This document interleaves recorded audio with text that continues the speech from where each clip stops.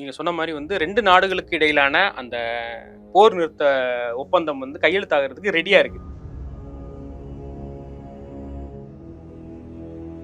அமெரிக்காவுக்கு வளைகுடா நாடுகள் எதெல்லாம் சப்போர்ட் பண்ணுதோ அதெல்லாம் வந்து நாங்க தேடி அடிப்போம். இதை ஈரான் இன்னைக்கு சொல்ல கிடையாது. இந்த போர் ஆரம்பிக்கிறதுக்கு முன்னாடியே சொல்லிட்டாங்க. என்னன்னா அமெரிக்காவை பொறுத்த வரைக்கும் காலங்காலமா அவங்களோட ஜாதகத்துல என்ன இருக்கும் அப்படின்னா, ஒரு பிரச்சனையை வந்து ஊதி பெருசாக்குவாங்க. பெருசாக்கிட்டு அதை அடங்க போற நேரத்துல விட்டுட்டு வெளில போயிடுவாங்க. தன்னை வந்து ஒரு வலிமையான தலைவரை காட்டிக்கணும் அப்படிங்கிறதுல ரொம்ப குறியா இருக்கிறாரு. ஸோ இதை வந்து தேவையில்லாம அவங்க ஈரானை சீண்டிட்டாங்க. ஈரான் வந்து அதுக்கான பதிலடியை கொடுத்துட்டு இருக்காங்க. இன்னொரு ஒரு பதற்றமான சூழ்நிலைக்கான ஒரு ஆரம்ப புள்ளியா இருக்குமோ அப்படிங்கிறது வந்து மத்திய கிழக்குல வந்து இப்ப பேச்சாரு. அமெரிக்கா வந்து என்ன நினைக்குது அப்படின்னா, தேவையே இல்லாத ஒரு போருக்குள்ள வந்து நம்ம மூக்க விட்டுட்டோம். அமெரிக்காவுக்கு இது தேவையே இல்லாத போர். அமெரிக்கா எந்த இதுவுமே வந்து தனக்கு சாதகமா பயன்படுத்திக்க ஒரு வாய்ப்பு இருக்கா அப்படின்னு பார்க்கும். இல்லாத பட்சத்துல அங்க வந்து ஒரு டென்ஷன்லயே வச்சுப்பாங்க. ஆட்சி மாற்றத்தை கொண்டு வரணும்னு முயற்சிச்சாங்க. அன்பார்ச்சுனேட்லி அவங்களால வந்து என்ன பண்ண முடியல அப்படின்னா, லெபனான்லயும் ஈரான்லயும் வந்து அவங்க நினைச்ச மாற்றத்தை கொண்டு வர முடியல.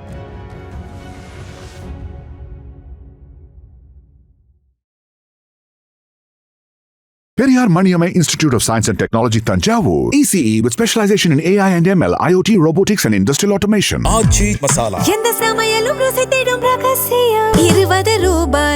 ஹாய் யுவர்ஸ், இன்னைக்கு நம்ம இன்டர்வியூல நம்மோட இணைஞ்சிருக்க சிறப்பு விருந்தினர் ஜேர்னலிஸ்ட் மாதவன் அவர்கள். வாங்க பேசுவோம் சார். வணக்கம் சார். சார், இந்த ஈரான் அமெரிக்கா போர் எப்போ முடிவுக்கு வரும் அப்படின்னு உலக மக்கள் எல்லாமே வந்து ஒரு காத்துக்கிட்டு இருக்காங்க. ஏன்னா இந்த போர் வந்து இப்போ முடிவுக்கு வந்துருமா, அப்போ முடிவுக்கு வந்துருமா, அப்படி கிட்ட முடிவுக்கு வர மாதிரி இருக்கும் போது திடீர்னு யாரோ ஒருத்தர் வந்து பிரச்சனை ஒன்று ட்ரம்ப் பண்ணிடாரு, இல்லை நெதன்யாகு பண்ணிடாரு. அப்படி இருக்கும்போது அதாவது போர் நிறுத்தம் அறிவிச்ச பிறகு, அந்த தற்காலிக போர் நிறுத்தம் அறிவிச்ச பிறகு கிட்டத்தட்ட 4 வாட்டி ஈரான் அமெரிக்கா மோதிக்கிட்டாங்க. இப்போ ஈரான் வந்து வளைகுடா நாடுகளும் தாக்குதல் பண்ணியிருக்காங்க. அது அமெரிக்கா நாங்கள் தடுத்துன்னு எதுவும் சொல்றாங்க. என்ன நடந்திருக்கு சார் இது வரைக்கும்? இப்போ நீங்க சொன்ன மாதிரி வந்து 2 நாடுகளுக்கு இடையிலான அந்த போர் நிறுத்த ஒப்பந்தம் வந்து கையெழுத்தாகிறதுக்கு ரெடியா இருக்கு. ட்ரம்ப் வந்து இன்னும் வந்து அனுமதி கொடுக்கல. என்னன்னா எம்ஓஇல வந்து 2 நாடுகளுக்கும் சாதக பாதகங்களை வந்து பட்டியலிட்டு இருக்காங்க. ஈரானுக்கு வந்து சில கண்டிஷன்ஸ் கொடுத்துருக்காங்க, இதெல்லாம் நீங்க ஃபாலோ பண்ணணும். யூஎஸ்க்கும் இஸ்ரேலுக்கு வந்து சில கண்டிஷன்ஸ் கொடுத்துருக்காங்க. இப்போ உதாரணத்துக்கு வந்து ஸ்டேட் ஆஃப் ஹார்மோஸ்ல வந்து நீங்க ஃப்ரீ ட்ரேடை வந்து அலோவ் பண்ணணும் அப்படின்னு ஈரான் வந்து கேட்டிருக்காங்க. இதுக்கு அமெரிக்கா சைடு வந்து என்ன சொல்றாங்க, நாங்கள் வந்து சாங்ஷன்ஸ்லாம் ரிமூவ் பண்றோம், நீங்க வந்து ஃப்ரீ ட்ரேட் பண்ணுங்க. ஈரான்ஸ் வந்து இதுக்கு முன்னாடி போட்ட அந்த பொருளாதார தடைகள்லாம் இனி இருக்காது அப்படின்னு சொல்லிட்டு இருக்காங்க. இந்த ஒரு பேச்சுவார்த்தை நடந்துகிட்டு இருக்கும் போது தான் வந்து ஸ்டேட் ஆஃப் ஹார்மோஸ் பக்கத்தில் இருக்கிற காஷிம் தீவுல வந்து சண்டை நடக்குது. என்னன்னா ஐஆர்ஜிசி ஈரானோட உச்சபட்ச தலைவருக்கு கீழே செயல்படக்கூடிய புரட்சிகர காவல்படை வந்து என்ன சொல்றாங்கன்னா, எங்க மேல வந்து யுஎஸ் வந்து தாக்குதல் நடத்தினாங்க, அதுக்கு பதிலடியா வந்து நாங்க வந்து ரிட்டாலியேட் பண்றோம். அது அந்த மாதிரி தாக்குதல் நடத்தும் போது அவங்களோட ஏற்கனவே வந்து ஒரு 2 நாளைக்கு முன்னாடி வந்து அமெரிக்காவோட ஒரு ட்ரோனை வந்து அடிச்சாங்க, ரீப்பர் ட்ரோனை வந்து அடிச்சாங்க அதே ஏரியால. இப்போ இதோட எக்ஸ்டென்ஷனா என்ன ஆகுது அப்படின்னா, அமெரிக்காவுக்கு வளைகுடா நாடுகள் எதெல்லாம் சப்போர்ட் பண்ணுதோ அதெல்லாம் வந்து நாங்க தேடி அடிப்போம். இதை ஈரான் இன்னைக்கு சொல்ல கிடையாது. இந்த போர் ஆரம்பிக்கிறதுக்கு முன்னாடியே சொல்லிட்டாங்க. மத்திய கிழக்குல அமெரிக்காவுக்கோ இஸ்ரேலுக்கோ சாதகமா யார் யாரெல்லாம் செயல்படுறாங்களோ அவங்கள குறி வச்சு நாங்க வந்து தாக்குதல் தொடங்குவோம். அவங்களுக்கு அவங்களோட படைகள் எங்கெங்கெல்லாம் குவிக்கப்படுதோ அதை நோக்கி வந்து எங்களோட ஏவுகணைகள் திட்டவட்டமா வந்து பறக்க தொடங்கும் அப்படின்னு வந்து ஈரான் வந்து ஓப்பனா டிக்ளேர் பண்ணிட்டு தான் உள்ள வந்தாங்க. ஸோ அவங்களோட இது வந்து புதுசா அவங்க வந்து அவங்களோட இதுல வந்து வந்து மாத்திக்கல. அவங்க சொன்னதை அவங்க செஞ்சுக்கிட்டே இருக்கிறாங்க. இதுல என்ன அப்படின்னா, இந்த பீஸ் டீலை வந்து சீக்கிரம் கொண்டு வர வேண்டிய பொறுப்பு வந்து அமெரிக்காவுக்கு இருக்கு. அவங்க வந்து இப்போ நீங்க காசா பிரச்சனையில பாத்தீங்க அப்படின்னா ஒரு 20 அம்ச திட்டங்கள்னு ஒன்று கொண்டு வந்தார் ட்ரம்ப். இன்னேற வரைக்கும் அது என்ன ஆச்சுன்னு யாருக்கும் தெரியாது. என்னன்னா அமெரிக்காவை பொறுத்த வரைக்கும் காலங்காலமா அவங்களோட ஜாதகத்துல என்ன இருக்கும் அப்படின்னா, ஒரு பிரச்சனையை வந்து ஊதி பெருசாக்குவாங்க, பெருசாக்கிட்டு அதை அடங்க போற நேரத்துல விட்டுட்டு வெளில போயிடுவாங்க. ஆப்கானிஸ்தான்ல அதான் பண்ணாங்க. இன்னேற வரைக்கும் ஆப்கானிஸ்தான் அதுல இருந்து மீள முடியல. ஈராக்ல வந்து 13 நாள்ல வந்து ஈராக்ல வந்து சதாம் ஹுசைன் இது பண்ணிட்டு இது பண்ணாங்க. ஈராக்ல இன்னேற வரைக்கும் நிலையான வந்து ஒரு ஆட்சி அமையல.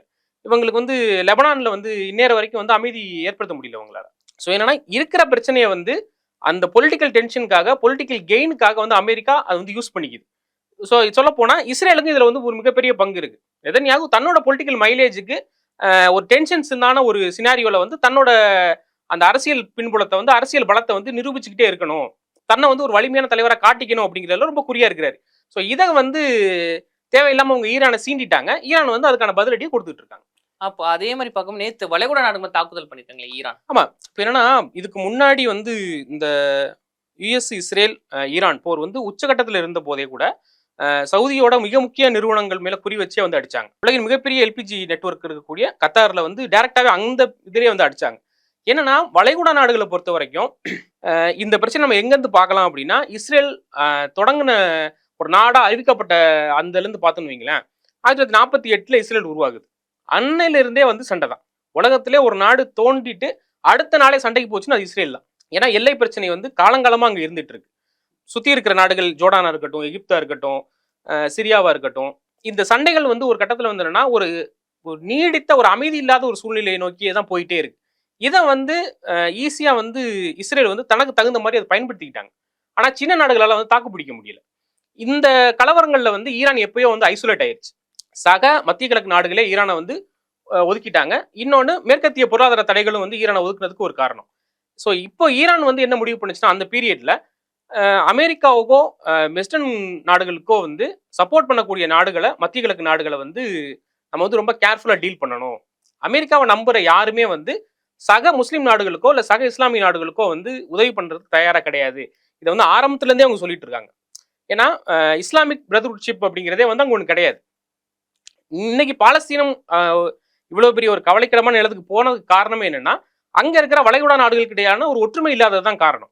இதுக்கு மிக முக்கியமா வந்து ஈரான் சுட்டி காட்டுறது என்னன்னா அமெரிக்காவோட வழிகாட்டுதல்கள் எல்லாமே தங்களுக்குள்ள பிரச்சனையை உருவாக்குற மாதிரியே தான் இருக்கு. நீங்க திருப்பி திருப்பி அமெரிக்காவுக்கு சப்போர்ட் பண்ணிட்டே இருக்கீங்க. இந்த பாயிண்ட்ல இருந்து தான் அவங்க எங்க வர்றாங்க அப்படின்னா நீ வந்து அமெரிக்காவுக்கு சப்போர்ட் பண்றியா, அவங்களோட படையை வந்து உன்னோட நாட்டுல வந்து வச்சுக்கிறதுக்கு அனுமதி கொடுக்குறியா, அப்போ நீ வந்து என்னோட இலக்கோட லிஸ்ட்ல இருந்தும் இருக்கிற. ஆனா அமெரிக்காவும் சொல்லி அவங்க வந்து ஈரானும் தாக்குதல் பண்ணிருக்காங்க, அதை அவங்க வந்து முறியடிச்சிட்டோம் அப்படின்னு சொல்லியிருக்காங்க. இல்ல அது என்னன்னா டெக்னாலஜி வைஸா வந்து அவங்க கிட்ட இன்டர்செப்டர் இதெல்லாம் இருக்கு, மிசைல்ஸ்லாம் இருக்கு.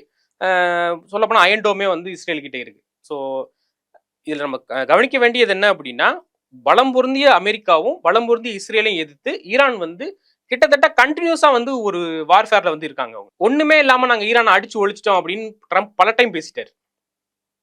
நெத்தனியாவும் அதே தான் பேசிட்டு இருக்காரு. ஆனாலும் வந்து ஈரான் திருப்பி திருப்பி வந்து தன்னோட அந்த ஸ்டேட்மெண்ட்டை காப்பாத்துறதுக்காகவோ இல்லை தன்னோட ஸ்டேட்மெண்ட்டை திருப்பி இந்த உலகத்துக்கு வந்து ரொம்ப ஸ்ட்ராங்கா முன்வைக்கிறதுக்காகவோ வந்து அந்த தாக்குதலை தொடர்ந்துகிட்டே இருக்கிறாங்க. இப்போ லேட்டஸ்டா வந்து குவைத் மேல 2 அட்டாக் நடந்திருக்கு, கத்தார் மேல 3 அட்டாக் நடந்திருக்கு. 5 அட்டாக்குமே வந்து ஆன்டி ஏர்கிராஃப்ட் மூலமா வந்து இது நல்லிஃபை பண்ணிட்டாங்க. ஆனாலுமே கூட வந்து என்னன்னா அட்டாக் நடந்தது உண்மைதான் அப்படின்னு யுஎஸ் கமாண்ட் வந்து சொல்லியிருக்காங்க. ஈரான் வந்து அட்டாக் பண்ணியிருக்காங்க, ஆனா வந்து நாங்கள் வானத்திலேயே வந்து அதை தாக்கி அழிச்சிட்டோம் அப்படின்னு சொல்லியிருக்காங்க. இது என்னன்னா இன்னொரு ஒரு பதற்றமான சூழ்நிலைக்கான ஒரு ஆரம்ப புள்ளியா இருக்குமோ அப்படிங்கிறது வந்து மத்திய கிழக்குல வந்து இப்ப பேச்சாரு. ஓகே, இதுக்கிடையில வந்து ட்ரம்ப் அவர்கள் வந்து நெதன்யாகு வந்து கண்டமேனி திட்டிருக்காரு அப்படின்னு சொல்லியிருக்காங்க. எதுக்காக இந்த போர் டைம்ல? இப்போ இல்ல நார்மலா வந்து ட்ரம்ப்பை தான் எல்லாரும் திட்டுவாங்க. அப்படி ட்ரம்ப் ஆமா ட்ரம்ப்பே திட்டிருக்காருன்னா கொஞ்சம் அடடே ஆச்சரியக்குரிய டைப் தான். என்ன பிரச்சனைனா இஸ்ரேலும் ஈரானும் வந்து சண்டை போடக்கூடாது, சமாதானமா போங்க, அட்லீஸ்ட் வந்து கொஞ்சம் காமா இருங்க, சீஸ்ஃபயர் நடவடிக்கைகள்லாம் வந்து பேச்சுவார்த்தைகள்லாம் நட முடியட்டும் அப்படின்னு சொல்லிக்கிட்டு இருக்கும்போது இஸ்ரேல் என்னன்னா கிளம்பி நான் லெபனான்ல இங்கே தானே அடிக்கக்கூடாது, நான் லெபனான் அடிக்கிறேன் அப்படின்னு சொல்லிட்டு அங்கே போயிட்டு மல்லு கட்ட ஆரம்பிச்சிட்டாங்க. அமெரிக்கா வந்து என்ன நினைக்குது அப்படின்னா தேவையே இல்லாத ஒரு போருக்குள்ள வந்து நம்ம மூக்க விட்டுட்டோம். அமெரிக்காவுக்கு இது தேவையே இல்லாத போர். அதான் சொல்லலாம், சும்மாவே சுடுதல்லே கை விடுவான்னு அவங்க சம்பந்தமே இல்லாம அவங்களோட இதுக்கு அவங்களோட நாட்டுக்கு எந்த விதமான செக்யூரிட்டி த்ரெட்டுமே இல்லாத ஒரு கண்டிஷனுக்கு இந்த ஈகோக்காக வந்து இஸ்ரேலை காப்பாற்ற போறேன், நெதன்யாவை காப்பாற்ற போறேன் அப்படிங்கிறதுக்காண்டி உள்ள வந்துட்டு பல லட்சம் கோடி மதிப்புள்ள பொருட்களை வந்து இங்க இழந்துட்டு இருக்காங்க. இவங்களுக்கு தேவையே கிடையாது. சொல்ல போனா இது அமெரிக்காவுக்குள்ளேயே வந்து டென்ஷன்ஸ் ஏற்படுத்துது. ஒவ்வொருத்தவங்களும் கேள்வி கேட்க ஆரம்பிச்சுறாங்க, நீ எதுக்காண்டி அங்க சண்டைக்கு போன? இப்போ அமெரிக்கா இது வரைக்கும் ஈரான் போருக்கு மட்டுமே கிட்டத்தட்ட 18 லட்சம் கோடி செலவு பண்ணியிருக்காங்களாம். இப்போ உள்ள இருக்கிறவன் கேட்பான்ல, யார் அக்கௌண்ட் காசை எடுத்து நீ செலவு பண்ற? நமக்கு ஒரு த்ரெட் இருக்கு, அமெரிக்காவோட தேசிய பாதுகாப்புக்கு வந்து ஒரு அச்சுறுத்தல் இருக்குன்னா நீ போருக்கு போகலாம், ஒரு வாஸ்தவம் இருக்கு, எங்களோட வரி பணத்தை எடுத்து நீ சண்டை போடலாம். உனக்கு பெஞ்சமின் நெதன்யாகு பிடிக்கும், உனக்கு ஃப்ரெண்டு அப்படின்னா நீ எப்படியா என் காசை எடுத்து பயன்படுத்துவங்கிற ஒரு கேள்வி வரும்ல. உனக்கு போர் அடிதான் போருக்கு போவியா? வரும். ஏன் அப்படின்னா அமெரிக்கா காலங்காலமா இதான் பண்ணிட்டு இருந்தாங்க. எங்க கொரியன் வார்ல தொடங்கி, வியட்நாம் வார்ல தொடங்கி, ஆப்கானிஸ்தான் வார்ல தொடங்கி, வளைகுடா யுத்தம் தொடங்கி எல்லா இடத்துலயுமே வந்து இங்க இருந்து கிளம்பி பெட்டி பிடிக்க சண்டைக்கு போறது, சண்டை நடந்துகிட்டு இருக்கும் போதே பாதியிலே கிளம்பி வந்துடுறது. சரிப்பா நீங்க பாத்துக்கங்கப்பா அப்படின்ட்டு. எந்த போரையுமே இவங்க முன்னெடுத்த போரையோ இல்ல வந்து இவங்க சமாதான பேச்சுவார்த்தை இவங்க அழைச்ச இதுவையோ வந்து கரெக்டா வந்து கொண்டு போயிட்டு மக்களுக்கு பயனளிக்கும் வகையில நிறுத்தினதா அமெரிக்கா வரலாற்றுல சரித்திரமே கிடையாது. என்னன்னா இந்த ஒரு பழமொழி சொல்லுவாங்கல்ல, திருப்பதியில முடியாருக்க போயிட்டு பாதியிலே விட்டுட்டு ஓடின கதை. அதே மாதிரி என்ன பாதியிலே விட்டுட்டு வந்துடுறது. இதனால பாதிக்கப்பட போறது யாருன்னா அந்த நாட்டு மக்கள் தான். இப்போ சிரியால ஆட்சி மாற்றம் வந்துருச்சு, இனிமே வந்து சிரியா மக்களுக்கு வந்து ஃப்ரீ ட்ரேட் நடக்கலாம், அவங்க மேல போட்டிருந்த பொருளாதார தடைகளை நாங்க விளக்குறோம் அப்படின்னு ட்ரம்ப் வந்து அறிவிச்சு மாறுதலாம் தட்டிட்டாரு. சரி, சிரியா மாறிடுச்சா? இப்போ இல்லைங்களே. மாறிடுச்சா? ஆப்கானிஸ்தான்ல வந்து இவங்க படையை வந்து நாங்க திரும்பி பெற்றுக்கிறோம், தாலிபான் வந்து ஆட்சி அமைக்கிறாங்க, தாலிபான் ஆட்சி அமைச்சிட்டாங்க, ஆப்கானிஸ்தான் நிலைமை மாறிடுச்சா? இல்லைங்களே, இன்னும் மோசமா தான் போயிட்டு இன்னும் மோசமா தான் போயிட்டு இருக்கு. ஏன் அப்படின்னா, நீங்க ஒரு நாட்டை கைப்பற்றுறீங்கன்னா அது அந்த அரசுக்கும் உங்களுக்கும் இடையிலான பிரச்சனை கிடையாது, அந்த மக்களோட வாழ்க்கை பிரச்சனை இல்ல. இது அமெரிக்கா எந்த ஒரு காலகட்டத்திலும் உணர்ந்ததா வரலாறே கிடையாது. இதுல ஈராக்ல வந்து சதாம் ஹுசைனை வந்து இது பண்ணாங்க, தேடுதல் வேட்டையெல்லாம் நடத்தினாங்க, பதுங்கு குழியெல்லாம் வந்து இது பண்ணாங்க. அவ்வளவு பெரிய ஒரு அந்த இதுலயே வந்து அமெரிக்க படைகள் வந்து துவம்சம் பண்ணுச்சு, இது பண்ணிட்டாங்க. என்ன ஆச்சு அடுத்து? ஈராக் இன்னைக்கு என்ன நிலைமையில இருக்கு? மத்திய கிழக்குல ஆயில் வளம் அதிகமா இருக்கக்கூடிய வெனிசுலா இன்னைக்கு என்ன நிலைமையில இருக்கு? அமெரிக்கா எந்த இதுவுமே வந்து தனக்கு சாதகமா பயன்படுத்திக்க ஒரு வாய்ப்பு இருக்கா அப்படின்னு பார்க்கும். இல்லாத பட்சத்துல அங்க வந்து ஒரு டென்ஷன்லயே வச்சுப்பாங்க. இல்ல, நீங்க ஒரு விஷயம் சொன்னீங்க, அமெரிக்கா வந்து ஒரு விஷயம் ஆரம்பிப்பாங்க ஆனா முழுசா முடிக்க மாட்டாங்க. ஆனா இதே மாதிரி நெதன்யாகு அவர்களும் பண்றாங்க. அவரே தான் சொன்னாரு, லெபனான் இஸ்ரேல் இந்த போர் பிரச்சனை வந்து தற்காலிகமா ஸ்டாப் பண்ணி வைக்கிறோம் அப்படின்னு. அப்படி சொல்லி ஒரு நாள் கழிச்சே வந்து லெபனான் மேல அடிச்சிருக்காரு. இந்த ஒரு தாக்கம் இந்த ஈரான் அமெரிக்கா போர்ல எந்த அளவுக்கு பாதிப்பு? இல்ல, நெதன்யாகு சொல்றதெல்லாம் வந்து நம்ம சீரியஸ் டோன்ல இருக்கவே முடியாது. அவன் பொய் சொல்லுவான்ப்பா அப்படிங்கிற மாதிரி கேரக்டர் தான் அந்த ஆளு. ஏன்னா 2023 வந்து ஹமாஸை சேர்ந்தவங்க வந்து இஸ்ரேலுக்குள்ள வந்து இன்டர்ஃபியர் ஆகி உள்ளர செக்யூரிட்டி பிரீச் பண்ணி ஒரு 250 பேரை வந்து கடத்தி கொண்டு போனாங்க. அது உலகம் ஃபுல்லாக வந்து பரபரப்பாக பேசப்பட்டுச்சு. மனித உரிமை மீறல்கள்லாம் நடந்துச்சு. ஒரு சைடு வந்து கொள்ளையெல்லாம் நடந்தால் கூட வன்புணர்வு மாதிரியான சம்பவங்கள் நடந்துச்சு. அவங்கள கடத்தி கொண்டு போன 250 பேரை மீட்டு கொண்டு வரணும் அப்படின்ட்டு இஸ்ரேல் சார்பாக தீவிர நடவடிக்கைகள் எடுத்தாங்க. அந்த மொமெண்ட் அப்போ ஃபர்ஸ்ட் வந்து நெதன்யாகு சொன்னது என்ன அப்படின்னா, இதை வந்து ஒரு தாக்குதலாக வந்து நாங்கள் கன்சிடர் பண்ணல, இது வந்து அஃபிஷியலி எ வார் அப்படின்னு வந்து அவர் சொன்னார். இது வந்து ஒரு போர் பிரகடனமாக வந்து நாங்கள் அறிவிக்கிறோம். இந்த போரை பொறுத்த வரைக்கும் எங்களோட காமனா வந்து ஹமாஸை முற்றுமா வந்து பாலஸ்தீன மண்ணில இருந்து அழித்தொழிப்போம் ஃபர்ஸ்ட். ரெண்டாவது என்னன்னா ஹிஸ்புல்லாவை வந்து லெபனான்ல இருந்து வேற இருப்போம். மூணாவது வந்து ஈரான் வந்து மத்திய கிழக்குல அவங்களோட இருப்பு என்ன அப்படிங்கறத வந்து நாங்கள் உணர்த்துவோம். இந்த 3 பாயிண்ட் தான் வந்து அந்த 2023 அந்த அப்டக்ஷன் நடந்ததுக்கு அப்புறம் நெதன்யாகு சொன்னது. இந்த பிளான் அவங்க அங்கேயே ஆரம்பிச்சிட்டாங்க. ஹிஸ்புல்லா மேல தாக்குதல் இன்னொரு வரைக்கும் நடந்துகிட்டு இருக்கு. நேற்று நைட்டு கூட வந்து தாக்குதல் நடந்திருக்கு. அதனாலதான் ட்ரம்ப் ஃபோன் பண்ணி நெதன்யாகு திட்டிருக்காரு, உனக்கு ஒரு வேலையே கிடையாதா, நீ சண்டை விட்டே இருக்கிற, நான் மட்டும் இல்லை அப்படின்னா உன்னை தூக்கி ஜெயிலில் போட்டிருப்பாங்க நீ பண்ண வேலைக்கெல்லாம். ஏன்னா பாலஸ்தீன்ல வந்து மனித உரிமை மீறல் பண்ணிட்டாரு அப்படின்னு சொல்லிட்டு அவர் மேல கேஸே இருக்கு. நெதன்யாகு மேல வந்து மனித உரிமை மீறல் கேஸ் இருக்கு. தேடப்படும் குற்றவாளியெல்லாம் வந்து அவரை அறிவிச்சு பல வருஷ காலம் ஆச்சு. ஸோ இப்படி ஒரு சினாரியோல அவங்க இந்த பிளான் இந்த 3 நாடுகளையுமே வந்து அவங்க ரொம்ப நாளாவே குறி வச்சுட்டாங்க. கிட்டத்தட்ட 3 வருஷமாவே வந்து பிளான்ல இருக்கிறாங்க. ஒன்று, ஹிஸ்புல்லாவை வந்து ஒரு அந்த சுவடை தெரியாம அழிச்சு ஒழிக்கணும். இன்னொன்று, ஈரானை வந்து அதோட தலைமை இல்லாம ஆக்கணும். கமேனிகள் இல்லாத ஒரு ஆட்சியை வந்து ஒரு ரேசா பகல்வி முன்னாடி இருந்த மாதிரி ஒரு ஒரு செமி டெமோக்ராட்டிக்கா வந்து ஒரு இதுவை கொண்டு வரணும், அங்க ஆட்சி மாற்றத்தை கொண்டு வரணும்னு முயற்சிச்சாங்க. அன்பார்ச்சுனேட்லி அவங்களால வந்து என்ன பண்ண முடியல அப்படின்னா, லெபனான்லையும் ஈரான்லையும் வந்து அவங்க நினைச்ச மாற்றத்தை கொண்டு வர முடியல, தோல்வி அடைஞ்சிருக்காங்க. இது கண்மூடித்தனமா வந்து எதிர்முட்டு முட்டி பார்த்தாங்க, அவங்களால வந்து முடியல.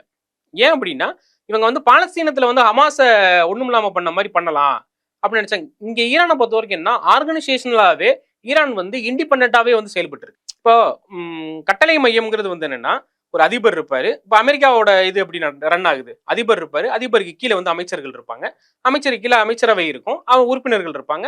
அந்த ஆர்டர் ஆஃப் கமாண்ட் வந்து ஹைரார்கி வந்து அப்படிதான் டிராவல் ஆகும். ஈரானை பொறுத்த வரைக்கும் என்ன அப்படின்னா, ஒவ்வொரு குழுவும் வந்து ஒவ்வொரு மாநில குழுக்களும் வந்து தன்னிச்சையான அதிகாரம் பெற்றது. தனக்கு ஒரு தன்னோட பாதுகாப்புக்கு ஒரு அச்சுறுத்தல் வருது அப்படின்னா அவங்க யார்கிட்ட இருந்தும் அதிகாரத்துக்காக அவங்க யார்கிட்ட இருந்தும் அந்த ஆர்டருக்காக வெயிட் பண்ண வேண்டிய அவசியம் கிடையாது. அவங்க தன்னெழுச்சியா இறங்கி சண்டைக்கு கிளம்பிடுவாங்க. நிறைவான ஒரு கேள்விங்க, இப்ப இந்த ஈரான் அமெரிக்கா போர் வந்து எப்போ முடியும் என்று சொல்லவே முடியாது. அப்ப இந்த போரால வந்து ஈரான் சொல்லிட்டாங்க, என்னன்னா நாங்க ஏற்கனவே அந்த ஆர்மோஸும் மூடி இருந்தோம், இப்போ முழுமையா நாங்க மூடுறோம் அப்படின்னு சொன்ன பிறகு இப்போ வந்து கச்சா எண்ணெயோட விலை வந்து $91 தாண்டிடுச்சு. அப்ப இந்த ஈரான் அமெரிக்கா போரால இந்தியாவுக்கு இன்னும் எந்த அளவுக்குலாம் பாதிப்பு இருக்க போகுது? இப்போ ஈரான் இப்படி ஒரு ஸ்டேட்மெண்ட் கொடுத்துருக்காங்க, இதை பத்தி என்ன நினைக்கிறீங்க? இப்போ நம்ம என்னன்னா, போர் இந்த மாதிரி அசாதாரண சூழ்நிலைகள் வந்து இந்தியா மட்டும் கிடையாது, உலக நாடுகளுக்கு எல்லாருமே வந்து பிரச்சனையா இருக்கும். ஆனா வந்து ஒரு நாடு வந்து தன்னோட ராஜதந்திர கொள்கைகள் மூலமா வந்து வரப்போற அந்த சிக்கல்களை வந்து தீர்க்கிறதுக்கு என்ன மாதிரியான முயற்சிகள் எடுக்குது, அதை பொறுத்து தான் வந்து அந்த நாடோட தலைமைத்துவம் எப்படி இருக்குங்கிறத வந்து நம்ம அனலைஸ் பண்ண முடியும். இப்போ நமக்கு ஒரு குறிப்பிட்ட காலத்துக்கு 2020 அந்த பீரியட்ல வந்து ஈரான் கூட வந்து ஓரளவுக்கு வந்து ஒரு ட்ரேட் இருந்துச்சு. சொல்லப்போனால் வந்து இங்கே பிஜேபி வரதுக்கு முன்னாடி ஒரு ட்ரேட் ஷிப் வந்து ஈரானோட இருந்துச்சு.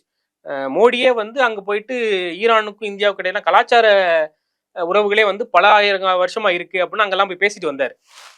இவங்க ஒரு நாட்டை வந்து அமெரிக்காவோட தன்னை வந்து நட்புணர்வா காட்டிக்கணுங்கிறதுக்காக ஈரான் நம்ம பகிச்சுக்கிட்டது பின்னாடி வந்து நமக்கே வந்து பிரச்சனையாகுங்கிறது இந்த வாரில் அவங்க வந்து ஃபீல் பண்ணாங்க. இவங்க அமெரிக்கா பேச்சை கேட்டு ரஷ்யா கிட்ட இருந்து ஆயில் வாங்காம விட்டு இப்போ ரஷ்யா கிட்ட இருந்து நீங்க வாங்குங்கன்னு இவங்க கிட்ட பர்மிஷன் வாங்கி ரஷ்யா கிட்ட இருந்து வாங்க ஆரம்பிச்சிருக்கு.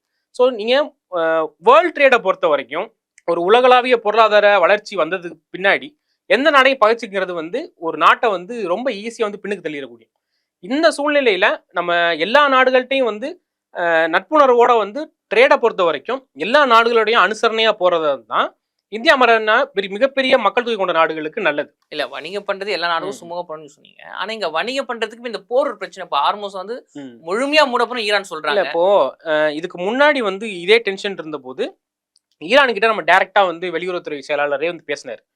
ஜெய்சங்கர் அமைச்சரை போய் பேசி அங்க இருந்து இந்தியாவோட ஷிப்ஸை வந்து கொண்டு போறதுக்கான ஸ்பெஷல் பர்மிஷன்லாம் வாங்கி பண்ணாங்க. இப்பயுமே ஈரான் வந்து என்ன அப்படின்னா அவங்க இப்போ 2 நாளைக்கு முன்னாடி கூட ஒரே நாளில் 26 வெசல் வந்து ஸ்டேட் ஆஃப் ஹார்மோஸை கிராஸ் பண்ணியிருக்கு ஈரானோட அனுமதியோட. ஸோ ஈரானோட நீங்க நெகோசியேஷனுக்கு நீங்க தயாரா இருக்கிற பட்சத்தில் அது பாசிபிலிட்டி அப்படிங்கிற ஒரு பாயிண்ட் இருக்குல்ல. ஸோ அமைதி பேச்சுவார்த்தை மூலமா தான் எந்த பிரச்சனையும் தீர்க்க முடியும் அப்படிங்கிறது உலகம் காலங்காலமா கண்டுகிட்டு வர்றது. ஸோ இந்தியா இதை வந்து எப்படி பாசிட்டிவ் அப்ரோச்ல எடுத்துட்டு போறாங்க அப்படிங்கிறத பொறுத்து தான் பார்க்கணும். நன்றி சார். ஈரான் அமெரிக்கா போரை பத்தி பல அப்டேட் நியூஸ்களை எங்க கூட பகிர்ந்துக்கிட்டீங்க. நன்றி. தொடர்ந்து பேசுவோம். Periyar Maniammai Institute of Science and Technology, Tanjavur. ECE with specialization in AI and ML, IoT, robotics and industrial automation. எந்த சமையலும் ருசி தேடும் ரகசியம் 20 ரூபாய்.